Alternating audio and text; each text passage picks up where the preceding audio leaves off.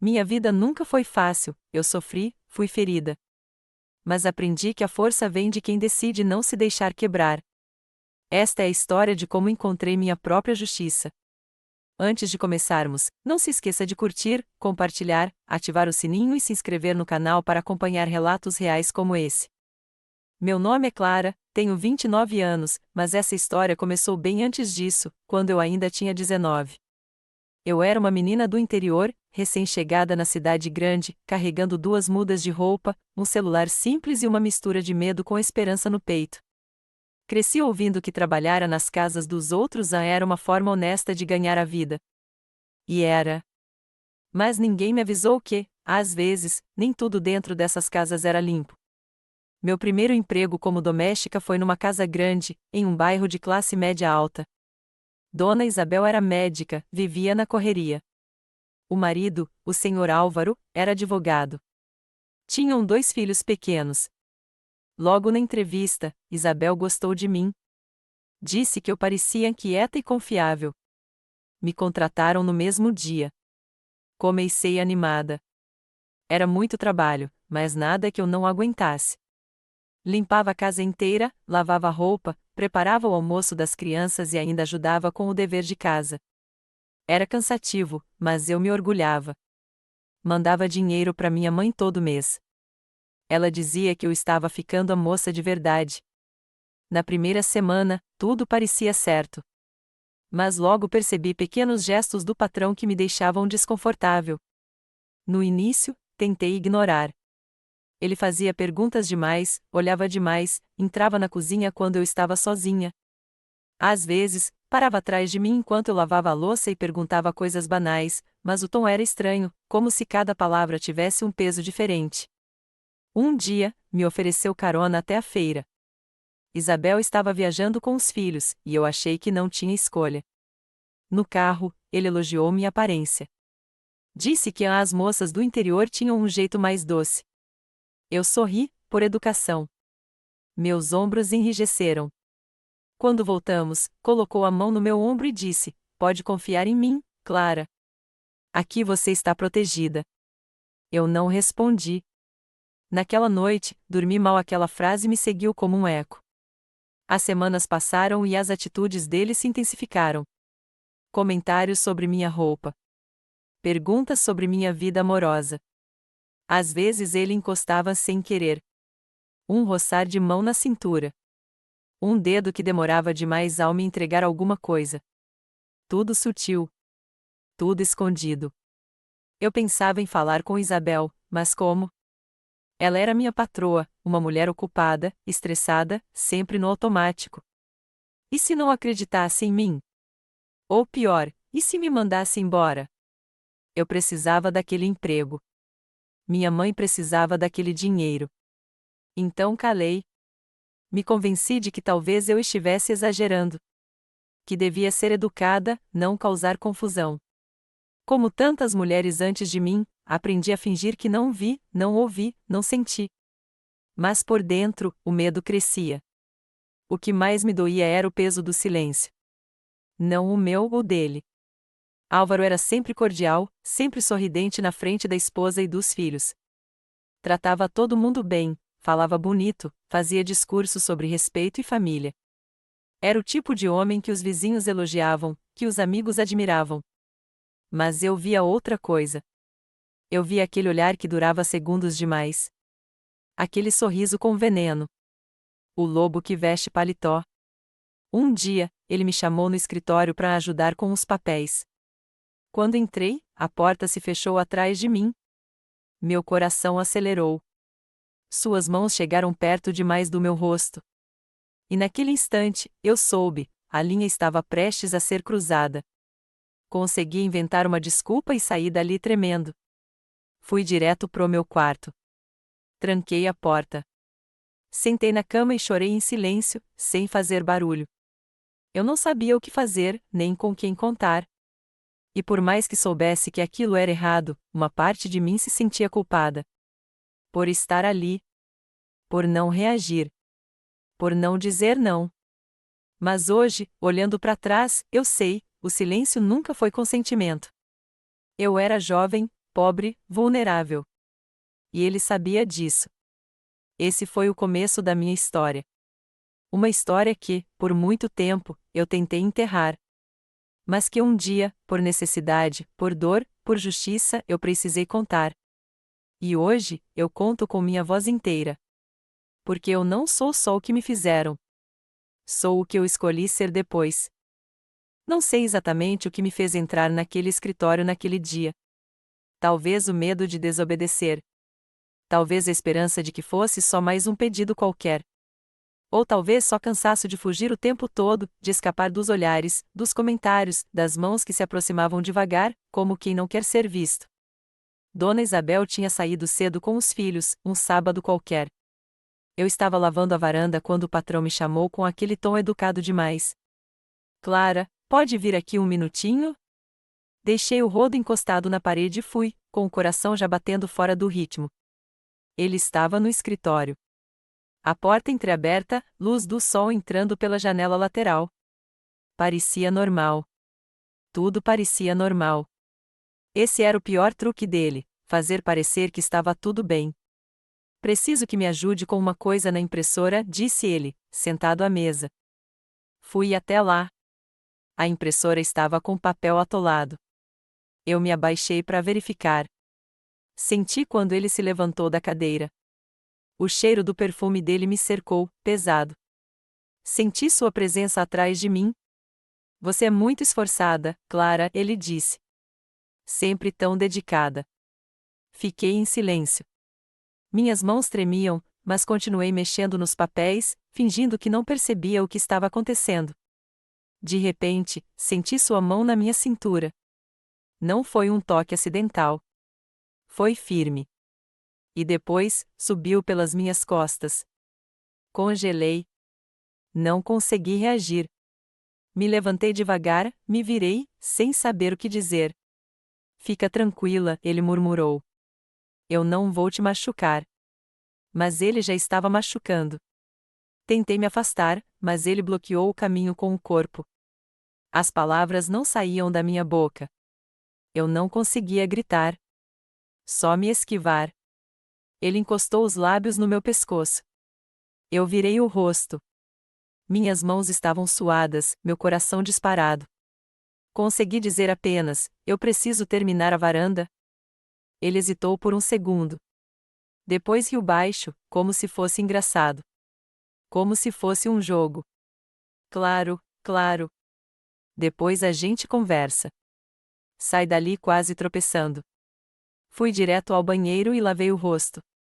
Olhei no espelho e não me reconheci. Minha pele estava fria. Meus olhos, vermelhos. Minhas mãos ainda tremiam. Mas eu estava inteira.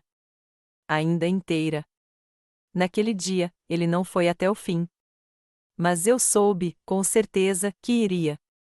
Era só uma questão de tempo. A partir dali, a casa deixou de ser trabalho. Virou prisão. Qualquer canto parecia ameaçador. Qualquer silêncio parecia o prelúdio de algo. Passei a trancar a porta do quarto, até durante o dia. Comecei a dormir mal, comer mal, viver menos. Ele continuava com o mesmo comportamento, gentil na frente da esposa, atencioso com as crianças. Mas quando estávamos sozinhos, os olhos mudavam. A voz mudava. O tempo todo havia tensão no ar. Como se ele quisesse me lembrar que tinha poder. E que eu não tinha para onde correr. Pensei em ir embora, mas para onde eu ia? Minha família mal tinha o que comer. Eu era a única enviando dinheiro todo mês. Se saísse de lá, como ia me sustentar? Quem me garantiria outra vaga? Quem me protegeria dele se eu denunciasse? Essas perguntas me engoliam. Então fiquei. Me escondi dentro de mim. Fingia que estava tudo bem. Fazia meu trabalho. Evitava olhar nos olhos dele.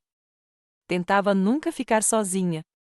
Me tornei invisível na casa onde eu vivia todos os dias. Mas o medo morava comigo.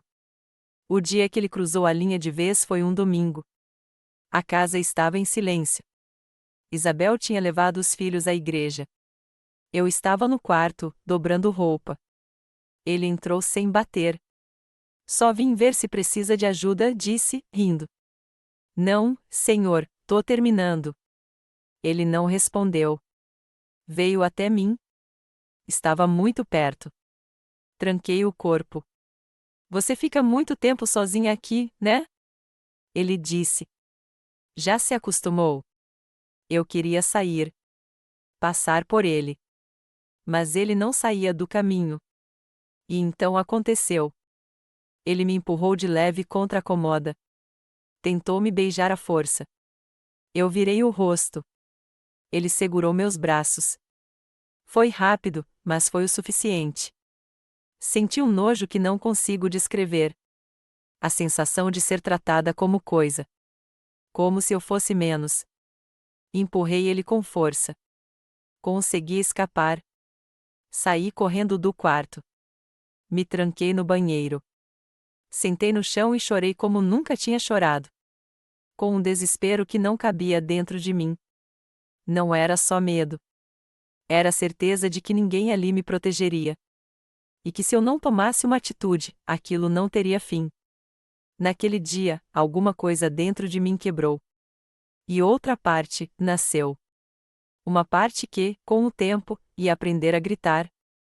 Depois daquele domingo, tudo mudou. E, ao mesmo tempo, nada mudou. O patrão continuava o mesmo, sorridente, calmo, cordial. Na frente da esposa, fazia questão de me tratar com respeito, com aquele tom quase ensaiado. E eu continuava ali. Lavando, cozinhando, cuidando das crianças como se meu corpo não estivesse marcado por algo que ninguém via. Mas por dentro, eu não era mais a mesma. Eu andava como se o chão pudesse desabar a qualquer momento. Meus passos ficaram mais curtos. Meu olhar, mais baixo. Qualquer barulho atrás de mim fazia meu coração disparar. Dormia mal, acordava de madrugada com o peito apertado, revivendo tudo na mente, como se meu corpo estivesse tentando avisar que eu ainda corria perigo. E corria. Só que, naquela época, eu ainda não conseguia ver uma saída. A vergonha me esmagava. Vergonha de não ter gritado. De não ter corrido. De não ter batido, mordido, feito escândalo. Eu me perguntava, todos os dias, por que eu não reagi com mais força? Mas agora eu sei, porque eu estava com medo. E medo paralisa. Eu me sentia culpada. Como se, de alguma forma, eu tivesse permitido aquilo.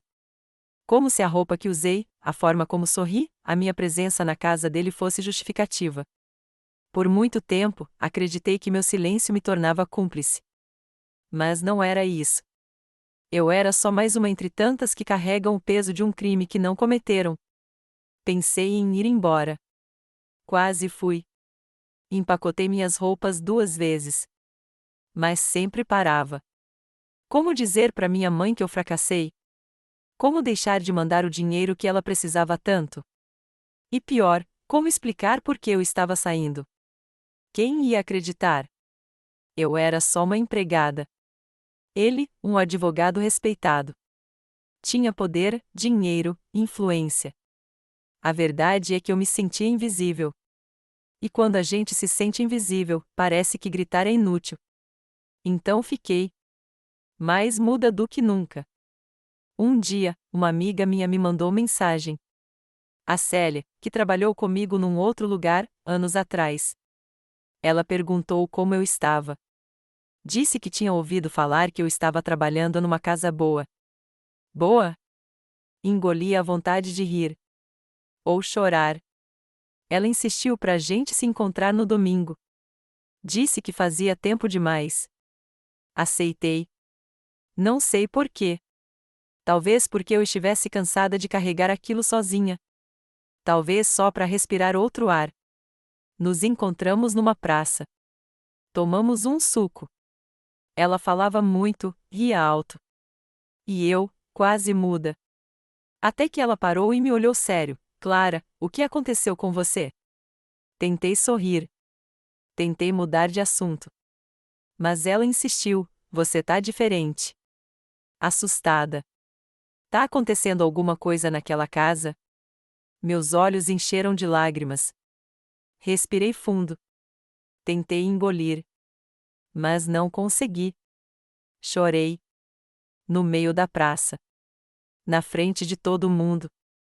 Como se, depois de tanto tempo calada, meu corpo finalmente tivesse desistido de fingir. Ela não disse nada. Só me abraçou. E aquele abraço foi a primeira rachadura no muro do silêncio que eu havia construído ao meu redor. Depois disso, eu passei dias pensando no que fazer.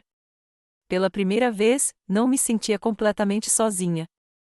Mas ainda assim, o medo me acompanhava como uma sombra. E se ele descobrisse que eu contei? E se fizesse pior? E se eu falasse e ninguém acreditasse? Comecei a anotar tudo. Horários. Palavras. Situações. Comecei a montar um quebra-cabeça da dor que ele tentou apagar. Era minha forma de me preparar, de organizar a verdade.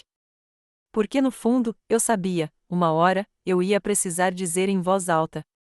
Célia me sugeriu procurar ajuda. Disse que existiam grupos de apoio, que havia mulheres que já tinham passado por isso, que eu podia denunciar. Mas eu ainda não estava pronta. Falar em voz alta era como reviver. Como abrir uma ferida que ainda não tinha se fechado. Mas ao mesmo tempo, o silêncio já estava me matando por dentro.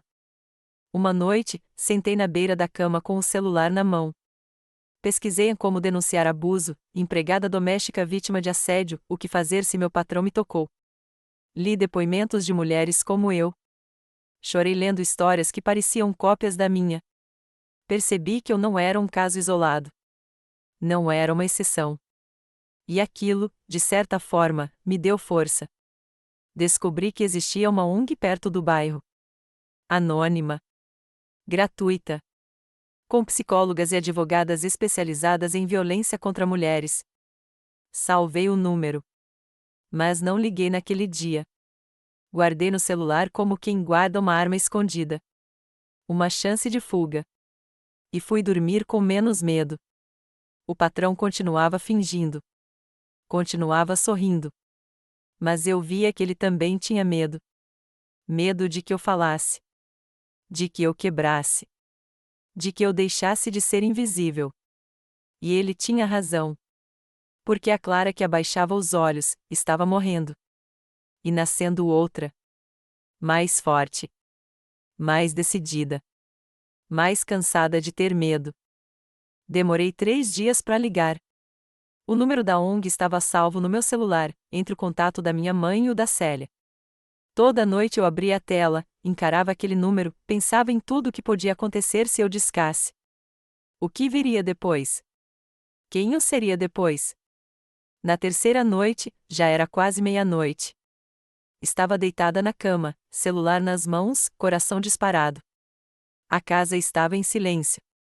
O silêncio que, por tanto tempo, tinha me sufocado. E naquele momento, talvez por cansaço ou por desespero, eu apertei o botão de chamada. Do outro lado, a voz de uma mulher. Boa noite, Central de Apoio a Mulheres em Situação de Violência, posso ajudar? Engasguei. Demorei alguns segundos para responder. Oi, me chamo Clara. Eu sou empregada doméstica. E, tem algo acontecendo com meu patrão. A mulher não me apressou. Não me interrompeu. Só ficou ali, do outro lado da linha, respirando junto comigo. Eu contei aos poucos. Gaguejando. Chorando. Voltando atrás. Mas contei. Pela primeira vez, com todas as palavras. Ele me encurralou. Me tocou.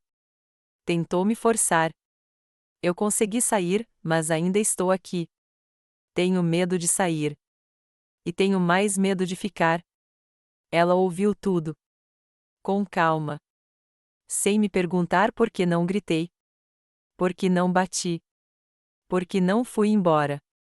Pela primeira vez, eu fui ouvida sem julgamento. Ela me explicou meus direitos. Disse que, mesmo sendo empregada doméstica, eu tinha proteção legal. Que o que ele fez era abuso, assédio, tentativa de estupro. Que eu podia denunciar. Que não era tarde. Que ainda havia tempo. Naquela noite, desliguei com um peso menor nas costas. Pela primeira vez, eu acreditei que não estava sozinha. Nos dias seguintes, comecei a planejar. Conversei com Célia. Ela se ofereceu para ir comigo à ONG. Combinei um horário com a assistente social que me atendeu. E, pela primeira vez, saí daquela casa com outro propósito: me proteger. Chegando lá, fui acolhida como se minha dor fosse importante. Me ofereceram um café, uma escuta, um lugar para sentar e respirar. A psicóloga me fez perguntas com delicadeza. A advogada me explicou como funcionaria o processo, caso eu decidisse denunciar formalmente. Eu estava tremendo. Mas havia algo diferente naquele medo. Não era o medo de antes, paralisante, sufocante. Era um medo que andava junto com a coragem. Que me dizia: vai doer, mas você vai conseguir. Assinei um papel, dei meu depoimento. Contei tudo: datas, situações, gestos.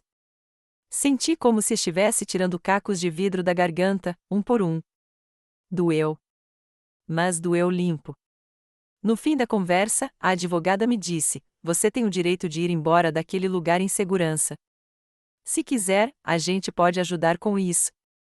Inclusive agora. Eu respirei fundo. Disse que sim. Voltei a casa no dia seguinte.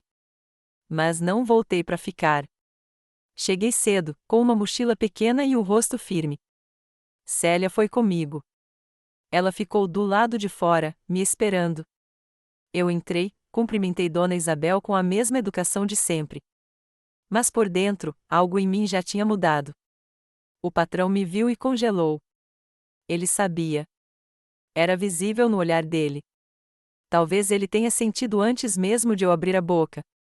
Clara, pode me ajudar com... Eu vim me despedir, Senhor Álvaro, interrompi, sem levantar a voz. Estou indo embora. Já arrumei minhas coisas. Ele tentou manter a pose. O que houve?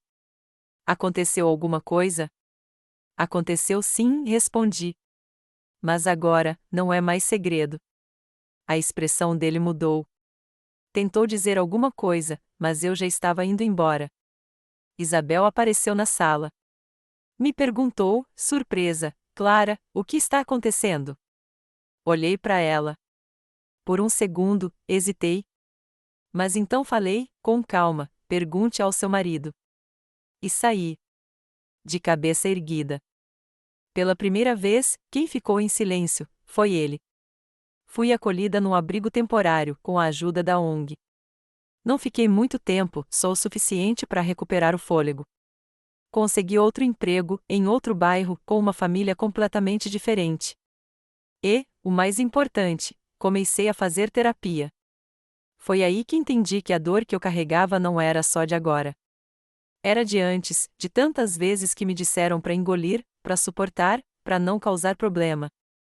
Crescemos ouvindo que mulher que fala muito complica tudo. Que mulher pobre tem que ser forte. Mas ninguém nos ensina que ser forte também é dizer basta. Eu denunciei. Formalmente. Fiz boletim de ocorrência. O processo começou. Levei tempo para entender que justiça não é rápida. Nem sempre é justa. Mas o simples ato de falar, de escrever, de registrar, de nomear, foi um tipo de justiça que eu nunca imaginei sentir. Hoje, não posso dizer que tudo passou. Ainda sonho com aquilo. Ainda me pego assustada com barulhos atrás de mim. Ainda tenho medo de confiar. Mas também posso dizer que hoje sou dona da minha história. E isso, ninguém me tira. A primeira vez que voltei à frente do fórum, minhas mãos suavam como naqueles dias em que ele se aproximava pelas costas. A diferença era que agora, eu não estava sozinha. A advogada da ONG estava comigo. Célia também. Uma do lado, outra atrás. Como duas colunas que me mantinham em pé. O processo ainda estava longe do fim. Demora. Machuca. Dá raiva. Mas eu estava ali. Com meu depoimento, meus documentos, minha história contada, registrada, escrita com meu nome completo. Pela primeira vez, eu não era só a empregada. Eu era a denunciante. A mulher que não calou. O advogado dele tentou inverter as coisas. Alegou que eu tinha se insinuado, que não houve violência física, que eu queria prejudicar uma família de bem. Nada disso me surpreendeu. Era o script de sempre. Mas dessa vez eu tinha provas. Tinha relato. Tinha voz. E quando entrei naquela sala para ser ouvida pelo juiz, não tremi. Senti medo, claro. Mas ele não me calou. Eu falei. Falei tudo. Com calma. Com verdade. E cada palavra minha era uma pedra retirada do peito. Quando saí de lá, não sabia o que viria. Mas já era suficiente saber que eu tinha dito em voz alta aquilo que quiseram enterrar com o silêncio. Meses depois, soube que ele havia sido afastado do escritório de advocacia onde trabalhava. Não sei se foi pelo processo, pelos rumores ou pela imagem manchada. Sei que a reputação a que ele tanto usava como escudo começou a se rachar. Isabel me ligou uma vez. Não atendi. Ela deixou um áudio chorando, dizendo que estava em choque, que não sabia de nada, que queria conversar. Mas eu não queria mais conversar com ninguém que me viu todos os dias dentro daquela casa e nunca perguntou se eu estava bem. Minha vida seguiu. Difícil no começo. Trabalhei em outras casas. Algumas boas. Outras nem tanto. Mas nunca mais tolerei o que antes eu aceitava por necessidade. Aprendi a reconhecer os sinais. A dizer a não. A ir embora antes de me perder de novo. A terapia me ajudou muito. Eu precisei revisitar a dor, abrir cicatrizes, entender que o trauma não era culpa minha. Que o que aconteceu comigo foi um crime, não um mal-entendido, como ele tentou dizer. E que o silêncio imposto a nós, mulheres pobres, negras, trabalhadoras, é parte da violência. E foi nessa jornada que algo inesperado nasceu. Um dia, fui convidada pela ONG para contar minha história num grupo de acolhimento. Mulheres como eu. Empregadas, cuidadoras, diaristas, jovens, senhoras. Algumas ainda presas em relacionamentos abusivos. Outras carregando histórias que nunca foram ditas. Sentei numa roda. Minhas mãos suavam de novo. Mas quando comecei a falar, algo dentro de mim se acalmou. Porque ali, naquela sala, minha dor fazia sentido. A partir daí, comecei a participar de encontros com mais frequência. Ajudava com o café, depois com as fichas, depois com os relatos. E quando vi, estava me tornando referência para outras mulheres. Não por ser perfeita, mas justamente por não ser. Por ter caído, por ter sentido medo, por ter quase desistido. E ainda assim, estar ali. Ouvia histórias tão parecidas com a minha, que doía. Mas também me dava força. Porque cada mulher que falava era mais um tijolo no muro da resistência. Eu comecei a escrever. Textos simples. Crônicas da minha experiência. Às vezes deixava na recepção da ONG. Um dia, uma voluntária me incentivou a publicar. Disse que minha história podia ajudar outras mulheres. Demorei para aceitar. Tive vergonha. Medo da exposição. Mas com o tempo, percebi que transformar dor em palavra era um jeito de seguir em frente. Hoje, mantenho uma pequena rede de apoio online. Falo em escolas. Participo de encontros sobre direitos de empregadas domésticas. E, de vez em quando, ainda volto naquela praça onde encontrei Célia pela primeira vez, só para lembrar de onde tudo recomeçou. E o mais importante, eu não me vejo mais como uma vítima. Eu fui, sim. Mas também sou sobrevivente. Sou mulher. Sou voz. Sou alguém que aprendeu a não se calar por medo. Eu ainda lido com memórias.